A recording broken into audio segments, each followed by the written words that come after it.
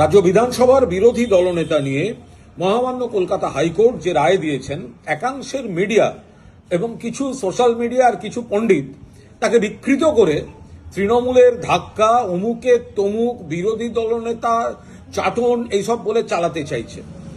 পরিষ্কার বাংলা ভাষাটা বুঝে নিন। মামলাটায় রায় দেওয়া হয়েছে যে এই বিষয়ে দু মাস সময় দেওয়া হয়েছে সিঙ্গেল বেঞ্চে। ডিভিশন বেঞ্চ বলেছে সিঙ্গেল বেঞ্চে শুনবে এবং নিষ্পত্তি করবে, কিন্তু এই 2 মাস এই বিরোধী দলনেতার সঙ্গে সম্ভবত মুখ্য সচেতক পদটি এটা প্রভিশনাল থাকবে। হাইকোর্টের অর্ডারে প্রভিশনাল অর্থাৎ অস্থায়ী করে দেওয়া হয়েছে। তো এটা ধাক্কাটা, এই যে জোর সা ঝটকা ধীরে সে লাগে, তো ধীরেটা কার পেছনে গেল? তৃণমূলের তো যায়নি। যারা ছিল বিরোধী দলনেতা তার আগে একটা অস্থায়ী যোগ হয়ে গেল, তো ডিমোশন।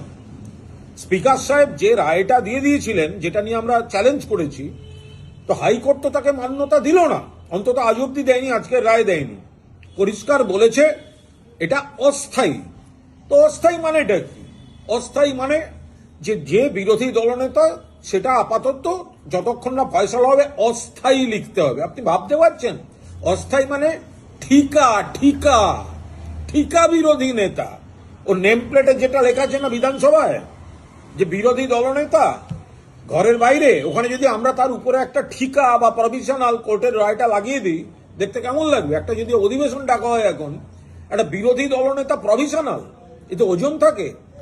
বিরোধী দলনেতার পদটার মান, ইজ্জত সব এরা 12টা বাজালো এই পলিটিক্সটা করতে গিয়ে। আর চাটন, ও তো এমনি অস্থায়ী। সিপিএমে অস্থায়ী ছিল, তৃণমূলে অস্থায়ী, বালুরঘাটের ওই মেয়েটি যে এফআইআর করেছিল তার কাছে অস্থায়ী। তো অস্থায়ী হতে হতে বিরোধী দলনেতা পদটাকে অস্থায়ী বানিয়ে ছেড়ে দিয়েছে। মাননীয় স্পিকার সাহেব একটু ভেবে দেখুন যে কি রায় দিলেন, যেটা কলকাতা হাইকোর্ট প্রশ্নচিহ্ন তুলে দিল। আর মিডিয়ার যারা অত্যন্ত এটা নিয়ে বিকৃত প্রচার করছেন, মিনিমাম বিশ্বাসযোগ্যতাটুকু রাখুন যে বিরোধী দলনেতার আগে একটা অস্থায়ী লাগিয়ে দিয়েছে কলকাতা হাইকোর্ট, সেটা দয়া করে একটুখানি রাখুন। শুধুমাত্র অন্ধ তৃণমূল বিরোধিতা করতে গিয়ে মানুষকে ভুল বোঝানো, অপপ্রচার, এটা আর কতদিন চলবে? বাস্তব মেনে নিন। অস্থায়ী বিরোধী দলনেতার নামের আগে একটা অস্থায়ী আজ বসিয়ে দিয়েছেন হাইকোর্ট, কারণ এটার এখনো ফয়সালা হয়নি, আইনি লড়াই চলছে।